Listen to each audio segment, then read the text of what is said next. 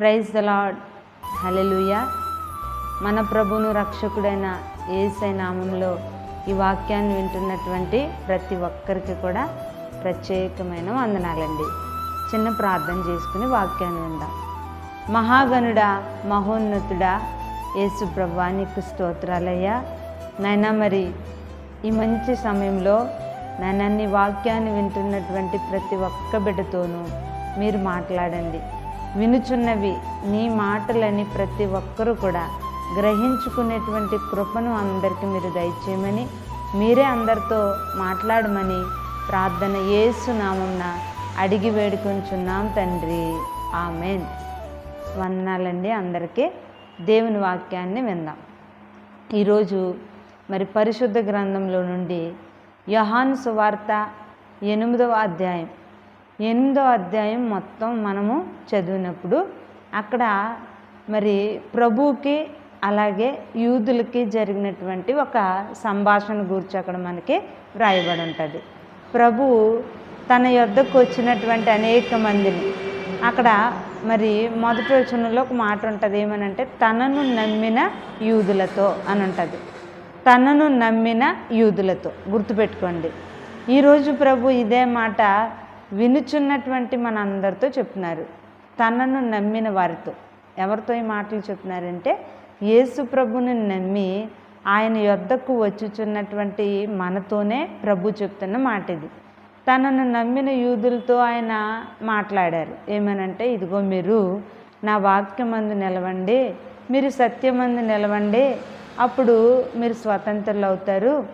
అలాగ ప్రభు వాళ్ళతో అనేక విషయాలు చెప్పుకుంటూ వచ్చి, ఇదిగో మీరు అబ్రహాము పిల్లలుగా ఉండాలి, కానీ మీరు అబ్రహాము పిల్లలుగా లేరు అని చెప్పి వాళ్ళతో ఆయన చెప్తూ ఉంటారు. ఎందుకంటే వాళ్ళు అంటారు, మేము అబ్రహాం సంతానం, మేము ఎవ్వరికి దాసులం కాదు, మేమంతా కూడా అబ్రహాము సంతానం అని చెప్పినప్పుడు ప్రభు అన్న మాట అక్కడ మనం చదువుదాం. యోహాను సువార్త 8వ అధ్యాయము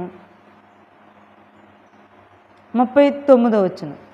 అందుకు వారు ఆయనతో, మా తండ్రి అబ్రహాం అనిరి. యేసు, మీరు అబ్రహాము పిల్లలైతే అబ్రహాము చేసిన క్రియలు చేతురు. ఇక్కడ చూడండి దేవుని బిడ్డలారా, వాళ్ళు అంటున్నారు యేసు ప్రభుతో, మేము అబ్రహాము యొక్క పిల్లలం, మేము అబ్రహాము సంతానం అని వాళ్ళు చెప్పగానే ప్రభు అన్నది ఏంటనంటే, మీరు అబ్రహాము పిల్లలైతే అబ్రహాము చేసినటువంటి క్రియలే మీరు చేయుదురు, కానీ మీరు అబ్రహాము చేసినటువంటి క్రియలు చేయట్లేదు, అబ్రహాములో ఉన్న క్రియలు మీలో లేవు, కాబట్టి మీరు అబ్రహాం సంతానం కాదు, అపవాది సంతానం అని ఆ కిందకి వెళ్తే అక్కడ రాయబడి ఉంటుంది అన్నమాట.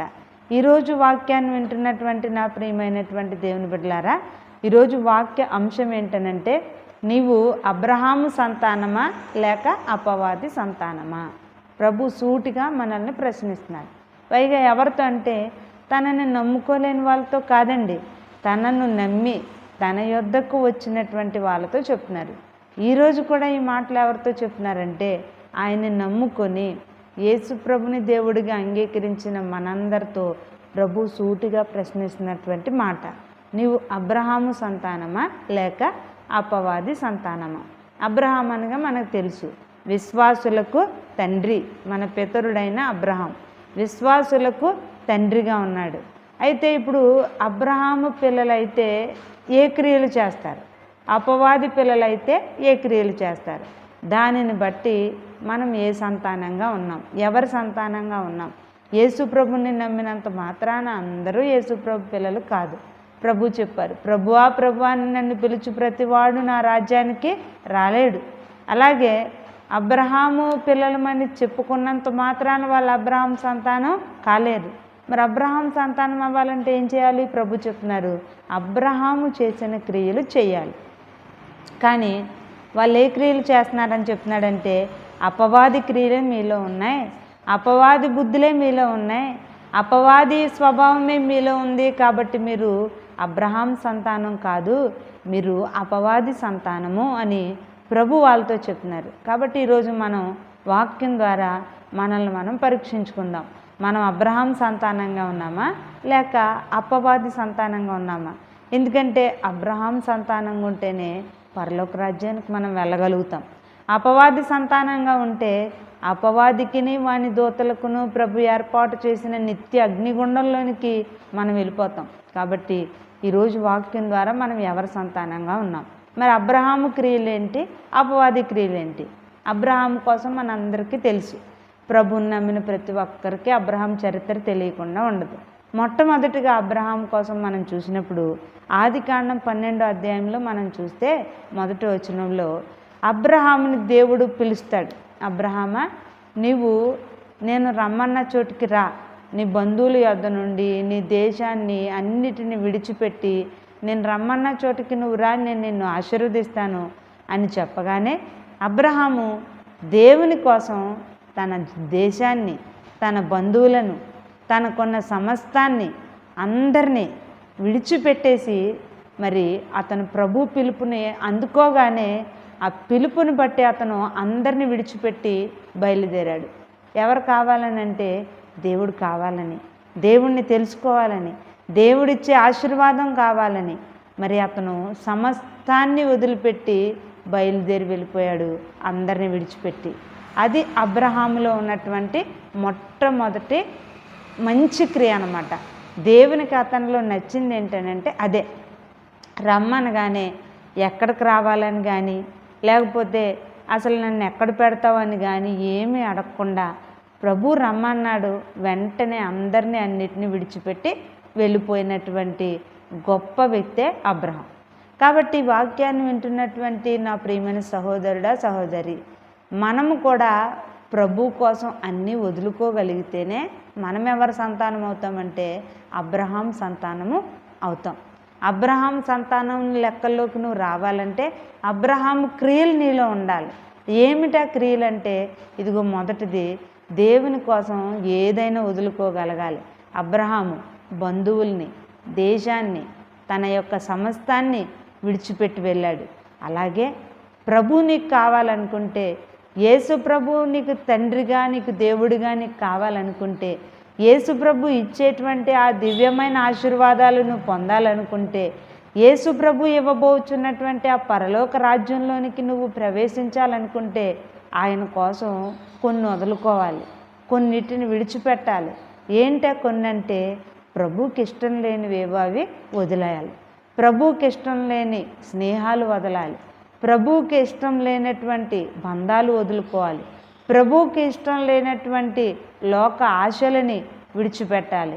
ప్రభువుకి ఏదైతే ఇష్టం లేదో ఆ శరీరాశ, నేత్రాశ, జీవపు డంబం అనేటువంటివన్నిటినీ నువ్వు విడిచిపెట్టుకోగలగాలి ప్రభు కావాలనుకుంటే. కొత్త నిబంధనలో కూడా యేసు ప్రభు వారు చెప్తారు, నా నిమిత్తం నేను కావాలనుకుంటే, నా రాజ్యము నిమిత్తం తల్లిదండ్రులనైనాను, బంధుమిత్రులనైనాను, అన్నదమ్ములనైనాను, అక్క చెల్లెండ్రనైనాను దేన్నైనా వదులుకొని వాడు, తన సిలువని ఎత్తుకొని నన్ను వెంబడింపని వాడు నాకు పాత్రుడు కాడు అని స్పష్టంగా ప్రభు చెప్తారు. అంటే ఆయన ఉద్దేశం ఏంటనంటే అన్నదమ్ముల్ని, అక్క చెల్లెల్ని అందరిని వదిలేయాలని కాదు. ప్రభు నీకు కావాలనుకుంటే ఒకవేళ వాళ్ళు ప్రభువులోకి నిన్ను ఆటంకపరిచిన ఎడల అవసరమైతే వాళ్ళని కూడా పక్కన పెట్టాలి. నువ్వు ఎవరిలో ఉండాలంటే, ఎవరి కోసం నిలబడాలంటే యేసు ప్రభు కోసం నువ్వు నిలబడగలగాలి. అప్పుడే మనం ఎవరి సంతానం లెక్కల్లో చేర్చబడతామంటే మరి అబ్రహాం సంతానంలో చేర్చబడతాం. ఎందుకంటే ఈ రోజుల్లో చాలామందిని మనం చూసినప్పుడు వాళ్ళు మరి కులమని, లేకపోతే ప్రభుని నమ్ముకుంటే కులస్తులు ఊరుకోరేమో, లేకపోతే ప్రభుని నమ్ముకుంటే అందరూ మమ్మల్ని దూరం పెడతారేమో అనేటువంటి భ్రమల్లో, అనేటువంటి భయాల్లో చాలామంది ప్రభు సన్నిధికైనా రాకుండా ఉండిపోతారు, కానీ వాళ్ళని మాత్రం వదులుకోలేరు. అలా వదులుకోలేని వాళ్ళు అబ్రహాం సంతానం లెక్కల్లోనికి రాలేరు. ప్రభు కోసం చూడండి, దేవుని పిలుపును అందుకోగానే పిలిచిన వాడు నమ్మదగిన వాడు అనేటువంటి ఆ నిరీక్షణతో అబ్రహాము మరి ప్రభు కావాలని, ప్రభువా నువ్వు కావాలి, నీవిచ్చే ఆశీర్వాదమే కావాలి అని అందరినీ విడిచిపెట్టి వెళ్ళాడు. కాబట్టి దేవుడు అతన్ని విడిచిపెట్టలేదు. దేవుని బిడ్డలారా, మనము కూడా అబ్రహాం సంతానం ఎప్పుడవుతాం తెలుసా? దేవుని కోసం దేవుడు ఏది వదులుకోమన్నాడో దాన్ని విడిచిపెట్టాలి. దేవుడు ఏదైతే వద్దన్నాడో దాన్ని నువ్వు మానగలగాలి. అది అలవాటు కావచ్చు, అది వ్యసనం కావచ్చు, నీకున్న కొన్ని కోరికలు కావచ్చు, నీకున్న దుష్ట సహవాసాలు కావచ్చు. మరి వీటన్నింటినీ కూడా విడిచిపెట్టి ప్రభు కోసం నువ్వు నిలబడగలిగితేనే నువ్వు ఎవరి సంతానం అవుతావంటే అబ్రహాం సంతానం. మొట్టమొదటిది అబ్రహాం క్రియలు ఈరోజు మనం తెలుసుకుంటున్నాం. ఒకటి, అబ్రహాము దేవుని కోసం సమస్తాన్ని విడిచిపెట్టాడు. అలాగే కొత్త నిబంధనలో శిష్యులు కూడా అన్నిటిని విడిచిపెట్టారు. వాళ్ళ కోసం రాయబడి ఉంటుంది, వాళ్ళు వలలు విడిచిపెట్టి యేసుని వెంబడించుడి.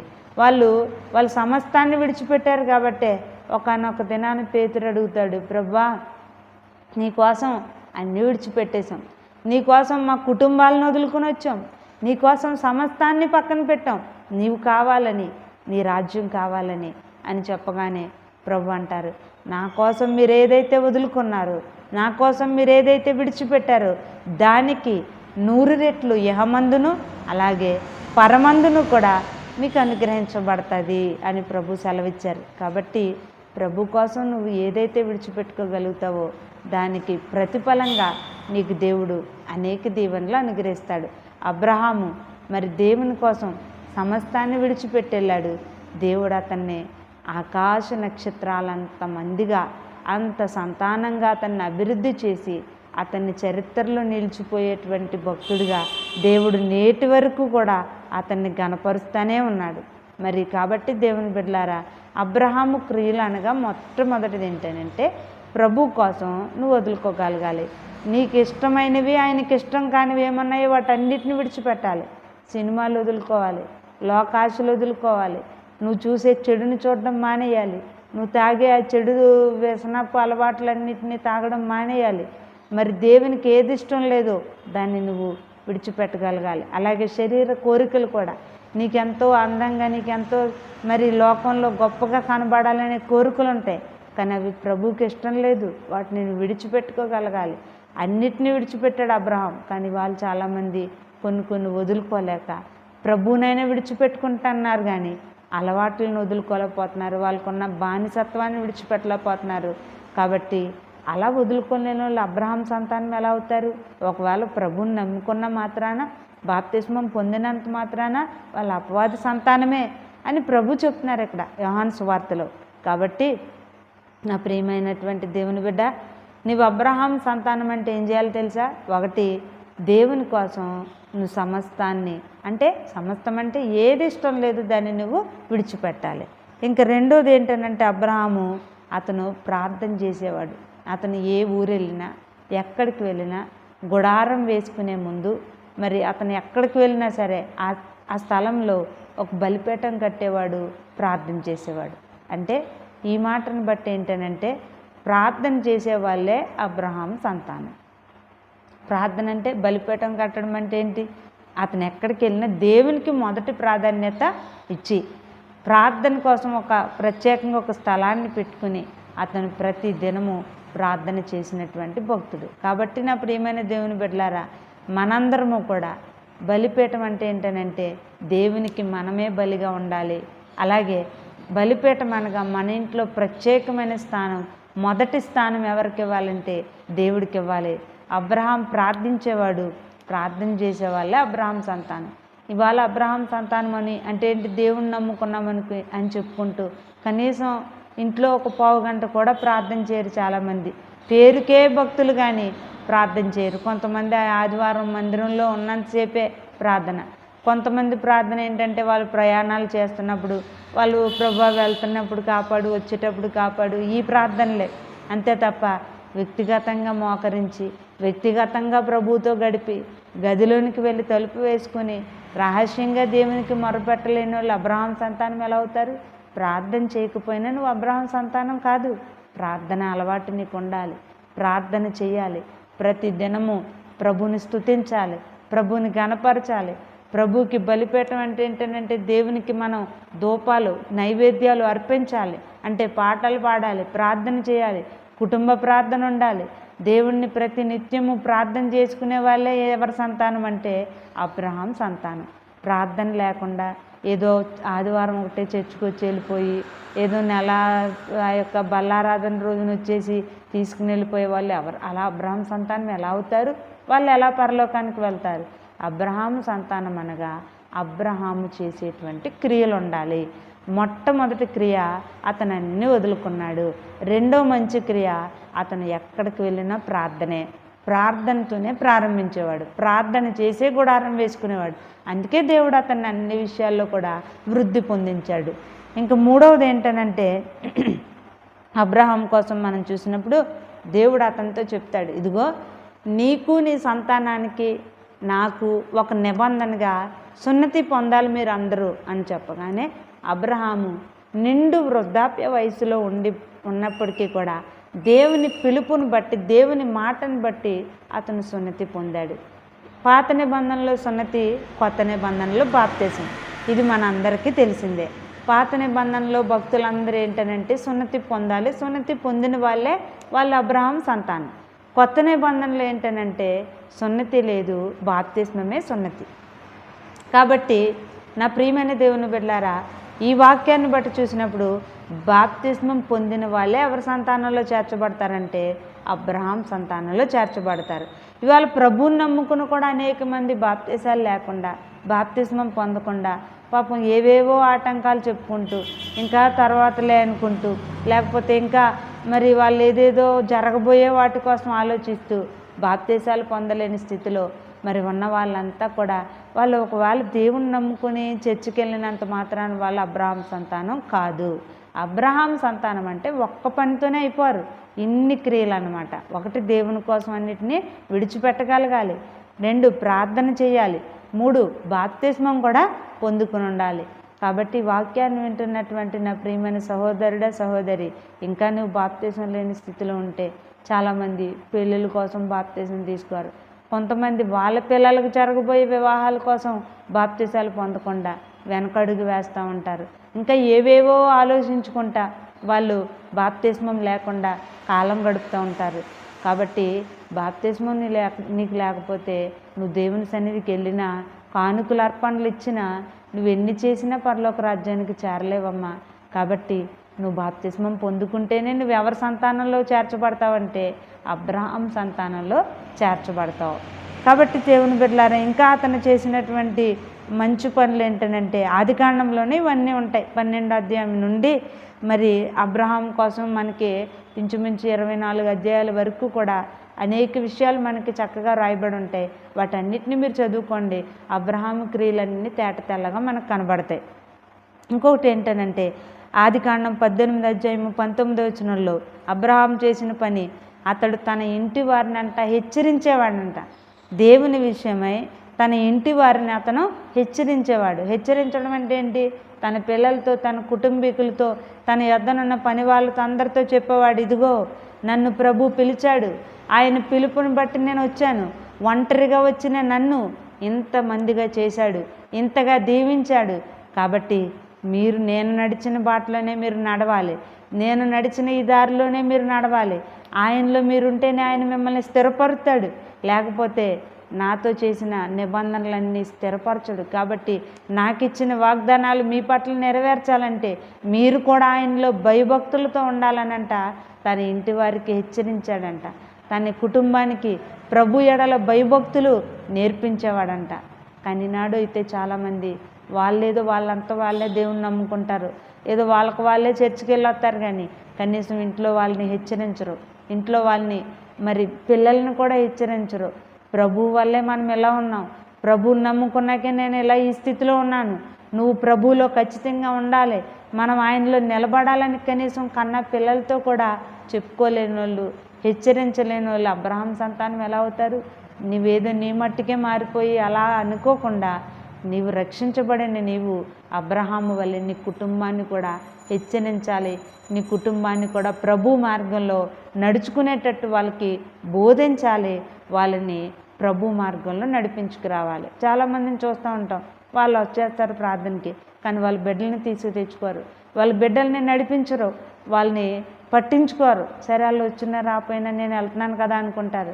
అలా అయితే నువ్వు నీ కుటుంబాన్ని రక్షించుకోకపోతే నీ బిడ్డలు రేపు ఆరని అగ్నిగుండంలో యుగయుగాలు అందులో కాలుతూ ఉంటే, ఆ అగ్నిగుండంలో వాళ్ళు నశించిపోతూ ఉంటే నీకు ఎంత వేదన. కాబట్టి నీవు రక్షించబడిన నీవు నీ కుటుంబాన్ని కూడా హెచ్చరించుకుని, నీ కుటుంబానికి కూడా చెప్పుకుని, లేదా నీ భర్తకి, లేదా నీ భార్యకి, లేదా నీ బిడ్డలకు, లేదా నీ స్నేహితులకు చెప్పుకుని ప్రభువులోనికి వాళ్ళని నడిపించినప్పుడే నీ జీవితంలో నువ్వు ఆశీర్వాదకరంగా ఉండగలుగుతావు.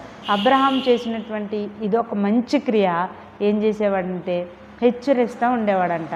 తర్వాత మనం చూసినప్పుడు దేవుని బిడ్డలారా, అబ్రహాం చేసిన మంచి క్రియలు ఆదికాండం 18వ అధ్యాయంలో 23వ వచనంలో ఉంటుంది. మరి తన బంధువు అయినటువంటి లోతు విషయంలో, మరి ఆ లోతు సొదొమ గొమొర్ర పట్టణాల్లో ఉన్నాడు కదండి. ఆ సొదొమ గొమొర్ర పట్టణాలని దేవుడు నాశనం చేయబోతున్నానని లోతుతో చెప్పినప్పుడు మరి ఎంతగానో నిజంగా అతను తప్పించిపోయి ఎంతగానో దేవుణ్ణి ప్రాధేయపడతా ఉంటాడు.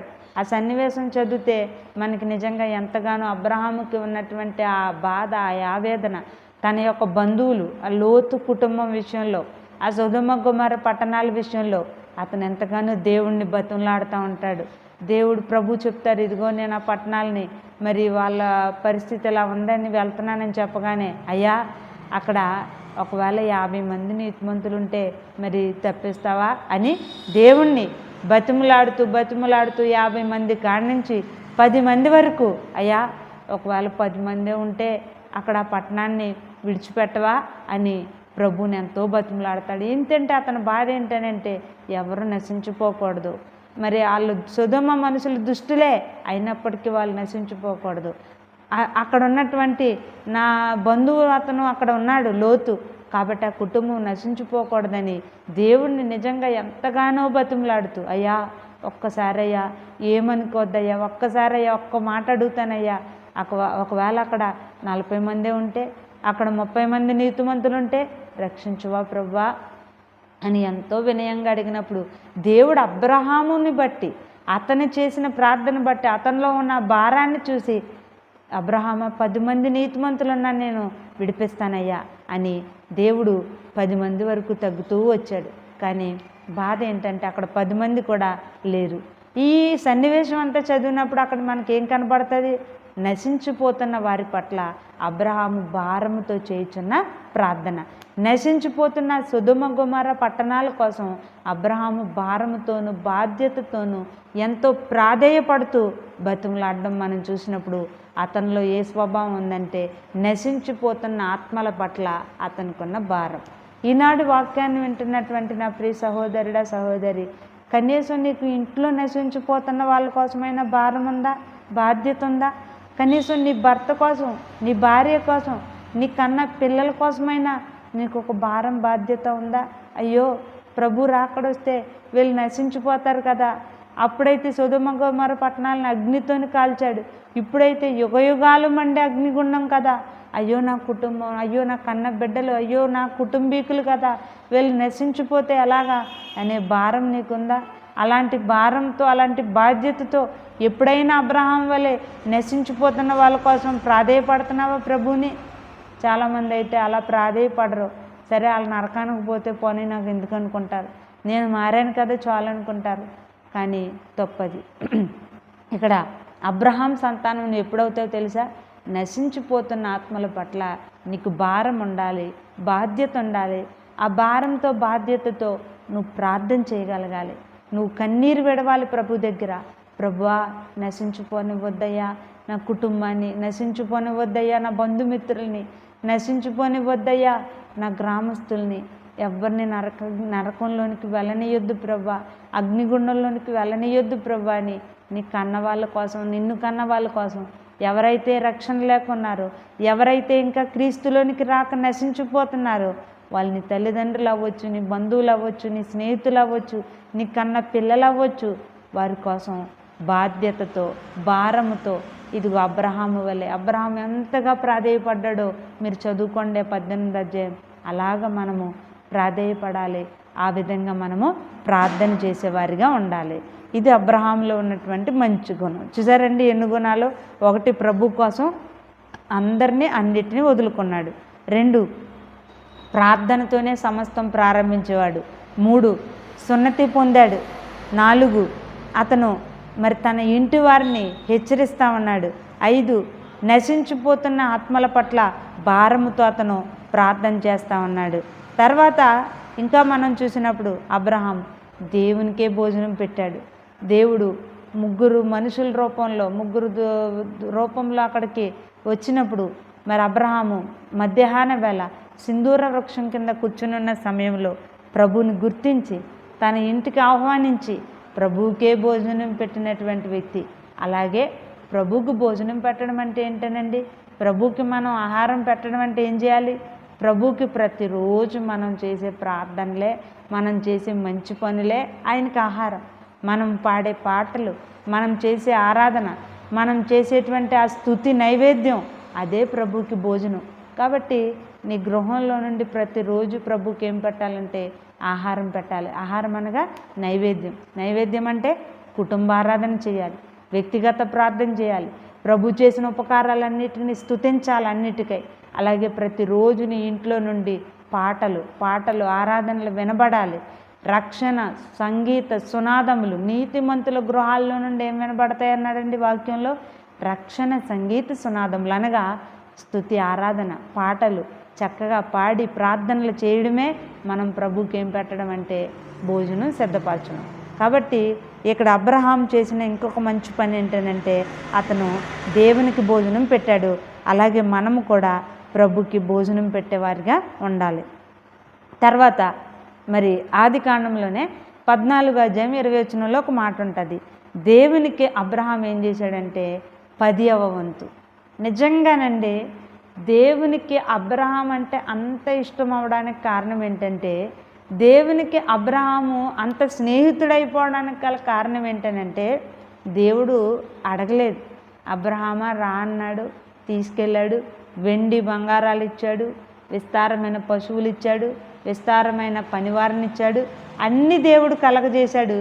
కానీ నువ్వు నాకు ఇలా ఇవ్వాలని అప్పటికి ఏమీ ఆజ్ఞలు కానీ విధులు కానీ కట్టడలు కానీ ఇంకా ఏమీ లేని సమయంలో మరి దేవుడు అడగకుండానే అబ్రహాములో వచ్చిన మంచి ఆలోచన ఏంటనంటే, ఇదిగో నా దేవునికి నాకు ఇన్ని ఇచ్చాడు నా దేవుడు, నేను ఆయనకి 10వ వంతు ఇవ్వాలనంట. దేవుడు అడగకుండానే, దేవుడి కట్టడ విధించకుండానే తనకు తానుగానే దేవునికి ఏం చేశాడంటే ప్రభు అతనికి ఇచ్చిన సమస్తంలో నుండినంట 10వ వంతు తీసి షాలేము రాజుకి ఇచ్చాడని చెప్పి అక్కడ లేఖనం సెలవిస్తూ ఉంటుంది. ఏది? ఆదికాండం 14:20. దశమ భాగం, దేవునికి దశమ భాగం ఇచ్చినటువంటి భక్తుడే అబ్రహాం. దేవుని బిడ్డలారా, దేవుడు అడగకుండానే దేవునికి ఇచ్చాడు కాబట్టి నిజంగా దేవుడు ఎంతో సంతోషపడి ఆ అబ్రహాము చేసినటువంటి ఆ మంచి పనినే మరి తర్వాత దేవుడు ఒక కట్టడగా పెట్టాడు. కట్టడగా అంటే ఏంటి? మీ రాబడి అంతట్లో 10వ భాగం నా మందిరానికి తెచ్చి ఇవ్వండి అని చెప్పి దేవుడు కట్టడ పెట్టాడు. కానీ ఆ కట్టడ పెట్టక మునిపే అబ్రహాములో వచ్చిన ఒక మంచి ఆలోచనే మరి ఈ దశమ భాగం అనేది. ఈ దశమ భాగం కోసం రకరకాల బోధలు ఇవాళ ఎక్కువైపోయాయి. దశమ భాగం అనేది పాత నిబంధన, దశమ భాగం అనేది మరి ఇలా అడుగుతున్నారు, అలా అడగొచ్చా, ఇలాంటి బోధలు చాలామంది. ఎందుకంటే ప్రభువే చెప్పారు అబద్ధ బోధలన్నీ ఎక్కువైపోతాయి, కడవరి దినాల్లో దుష్ట బోధలు వచ్చేస్తాయని. అయితే దేవుని బిడ్డలారా, దేవునికి ఇవ్వడం వల్ల మంచిదే కానీ దేవునికి ఇచ్చి దీవించబడిన వాళ్ళే కానీ శపించబడిన వాళ్ళు ఎవ్వరూ కూడా లేరు. అయితే అబ్రహాము అడగకుండానే ఇచ్చాడు దేవునికి. కాబట్టి దేవుడు అతన్ని ఎంత విస్తారంగా దీవించాడో మనం చూడొచ్చు. మరి దేవుని బిడ్డలారా, ఈ దశమ భాగానికి విషయానికి వస్తే అది పాత నిబంధన కదా, కొత్త నిబంధనలో దశమ భాగం అసలు ఆ మాటే లేదు కదా అని చాలామంది వాళ్ళకు వచ్చుచున్న ప్రశ్న. ఎందుకంటే చాలామంది చేస్తున్న దుర్బోధ. అయితే పాత నిబంధనలో ఏది చెప్పబడిందో కొత్త నిబంధనలోనూ అదే చెప్పబడింది. పాత నిబంధనని ఎలాగ పాటించాలో చేసి చూపించారు యేసుప్రభు వారు. అంతే తప్ప పాత నిబంధన కొట్టివేయడానికి నేను రాలేదు అని కూడా చెప్పారు. అయితే కొత్త నిబంధనలో ఎలాగా? పాత నిబంధనలు అయితే ప్రతి దానిలో లెక్క అనమాట. లెక్క అంటే ఏంటంటే, ఒక ఉదాహరణకి మీకు చెప్పుకుందాం మనం.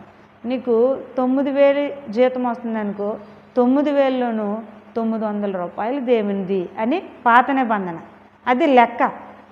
అంటే 9,000 రూపాయలు నీకు జీతం వస్తే అందులో 900 రూపాయలు తెచ్చి దేవునికి ఇవ్వాలి.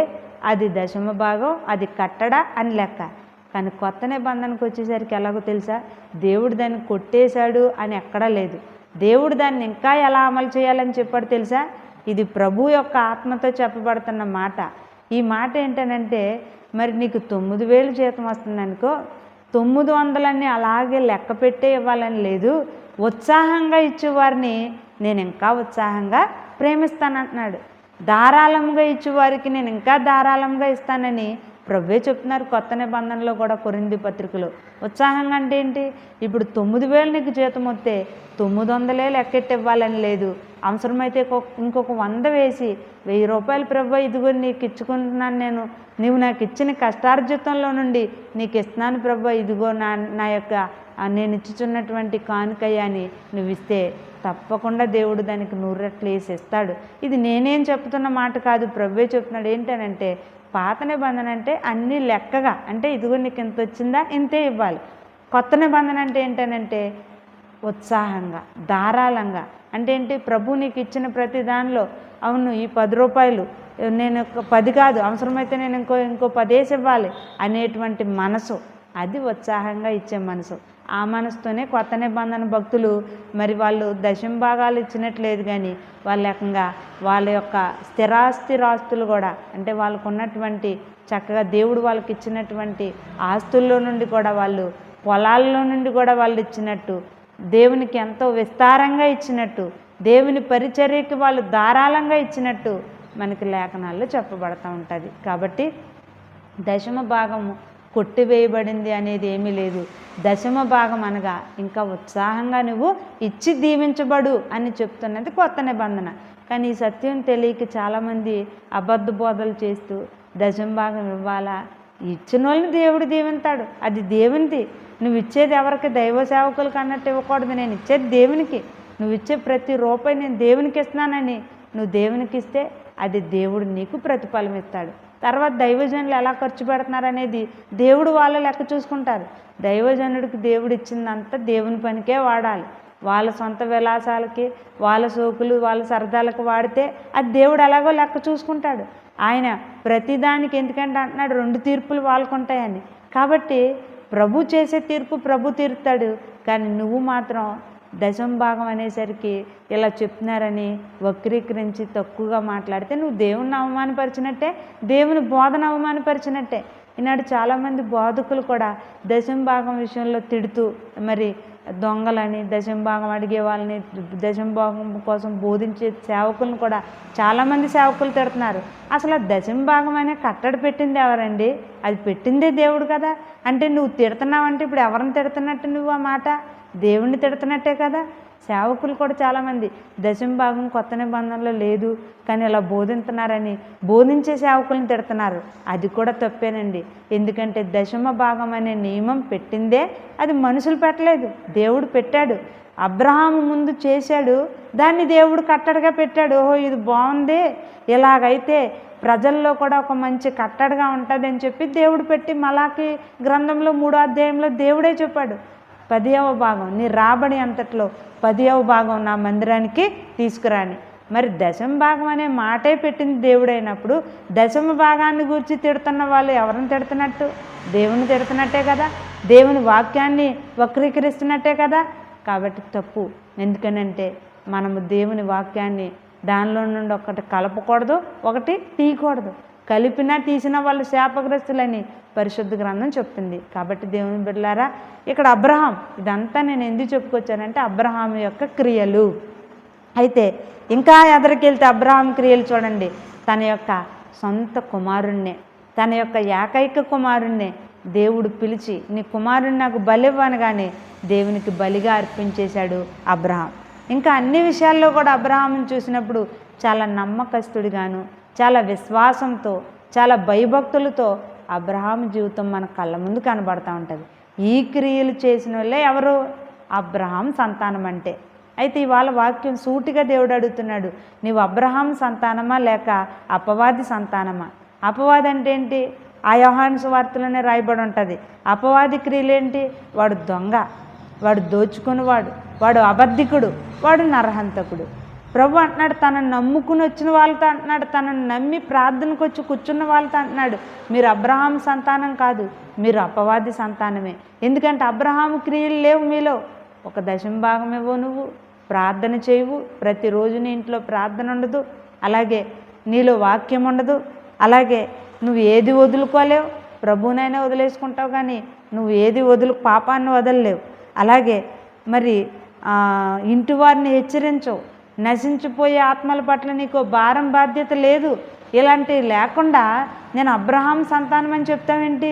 నువ్వు అబ్రహాం సంతానం కాదు, నువ్వు అపవాది సంతానమే అని తనను నమ్మిన వాళ్ళతో ప్రభు చెప్తున్నాడు. కాబట్టి ఇవాళ వాక్యాన్ని వింటున్న మనతో ప్రభు చెప్తున్నారు, మనం అబ్రహాం సంతానమా అపవాది సంతానం? అబ్రహాం సంతానం అయితేనే మనం ఎక్కడికి వెళ్తాం తెలుసండి? పరలోక రాజ్యానికి వెళ్తాం. ఎందుకంటే ఒక రోజున జక్కయ్య, యేసుప్రభు వారు జక్కయ్య అనేటువంటి వ్యక్తితో జరిగినటువంటి సంభాషణలో మరి అతనితో మాట్లాడతాడు ప్రభు. అతను మేడి చెట్టు మీద ఉంటాడు, మనకు తెలుసు కదండి. అప్పుడు ప్రభు అంటాడు, జక్కయ్య కిందకి దిగు అనగానే అతను దిగి వస్తాడు.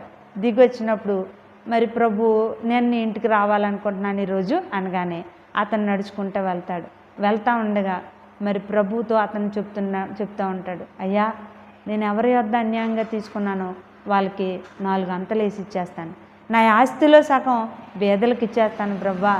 అయ్యా నువ్వు నా ఇంటికి వస్తానంటే నేను నీకు ఇష్టం లేదని విడిచిపెట్టేస్తానయ్యా అని చెప్తుంటే నిజంగా అక్కడ ఉన్న జనాలంతా ఆశ్చర్యపోయారు. అప్పుడు ప్రభు అన్న ఒక మాట ఏమంటారంటే, నిజముగా ఇతడును అబ్రహాము కుమారుడే. ఈ రోజు నుండి ఇతను ఎవరు కుమారుడు అయ్యాడంటే అబ్రహాం సంతానం అయ్యాడు. అప్పటి వరకు అతని లెక్కల్లో అబ్రహాం సంతానంలో పుట్టినోడే అయ్యి ఉండొచ్చేమో, కానీ అతను అపవాది సంతానంగా ఉన్నాడు. అతను ఒక అపవాది సంతానంగా బ్రతుకుతున్నాడు. ఏంటి అపవాది సంతానం అంటే? మోసాలు చేస్తూ, అన్యాయాలు చేస్తూ, రావాల్సిన దానికంటే ఎక్కువ డబ్బులు వసూలు చేస్తూ, ప్రజల సొమ్మును విస్తారంగా ఆశిస్తూ అతను ఒక అన్యాయస్తుడిగా ఉన్నాడు. కానీ ఎప్పుడైతే అతను ప్రభు నీ ఇంటికి వస్తాననగానే, అయ్యా నువ్వు వస్తానంటే ఇదిగో నేను అన్నిటిని విడిచిపెట్టేస్తాననగానే నిజముగా ఇతడు అబ్రహాము కుమారుడు. నిజంగా అయితే అతను అన్యుల్లో పుట్టినాడు. కానీ ఇప్పుడు అతను ప్రభు కోసం పాపాలను అన్యాయపు సొమ్మును వదిలేయడం వల్ల అతను ఎవరి సంతానం అయ్యాడంటే అబ్రహాం సంతానంగా మార్చబడ్డాడు. చూసారండి, అతను వదిలినప్పుడే అబ్రహాం సంతానం అయ్యాడు. ఆ అన్యాయపు డబ్బులను వదిలేసి, ఆ అన్యాయపు నిజంగా ఎంత గొప్ప విషయం అండి. మారు మనసు అంటే ప్రభువా నన్ను క్షమించు, నేను పాపాలు చేశానంటారు, కానీ అంత తెగింపుగా నేను ఎవరి దగ్గర అన్యాయంగా తీసుకున్నాను వాళ్ళకి 4 అంతలు వేసేస్తాను, నేను చేసినటువంటి ప్రతి దానికి నేను తిరిగి ఇచ్చేస్తాను, నా ఆస్తినే వదిలేసుకుంటాను, నువ్వు కావాలి ప్రభువా అంటున్నాడంటే నిజంగా అతనిలో వచ్చిన మారు మనసు, అతనిలో వచ్చిన మార్పు ప్రభు చూసి నిజముగా ఇతడు అబ్రహాము కుమారుడే. కాబట్టి నీవు అబ్రహాం సంతానం అవ్వాలంటే అబ్రహాము క్రియలు ఉండాలి మనలో, అబ్రహాము బుద్ధులు ఉండాలి. ఇవాళ అబ్రహాము క్రియలు ఏంటో మనం చూసాం. కానీ ఇవాళ ప్రభువుని నమ్ముకున్న బిడ్డల్లోనే అబ్రహాము క్రియలు లేవంట, అపవాది క్రియలు ఉన్నాయంట. అపవాది క్రియలు అంటే వాడు దొంగ, వాడు నరహంతకుడు, వాడు మరి వ్యభిచారి, ఇలాంటి దుష్టబుద్ధులు, అబద్ధికుడు, ఇలాంటివి ఉన్న వాళ్ళంతా ఎవరి సంతానం అంటే అపవాది సంతానం. కాబట్టి వాక్యాన్ని వింటున్న నా ప్రియ సహోదరుడా సహోదరి, నువ్వు అబ్రహాం సంతానంగా ఉన్నావా, అపవాది సంతానంగా ఉన్నావా? మనల్ని మనము పరీక్షించుకోవాలండి. ఇంకా మిగిలిన వాక్య భాగాన్ని తర్వాత వాక్యంలో మనము చూద్దాం. దేవుడి వాక్యం ద్వారా మనందరినీ దీవించి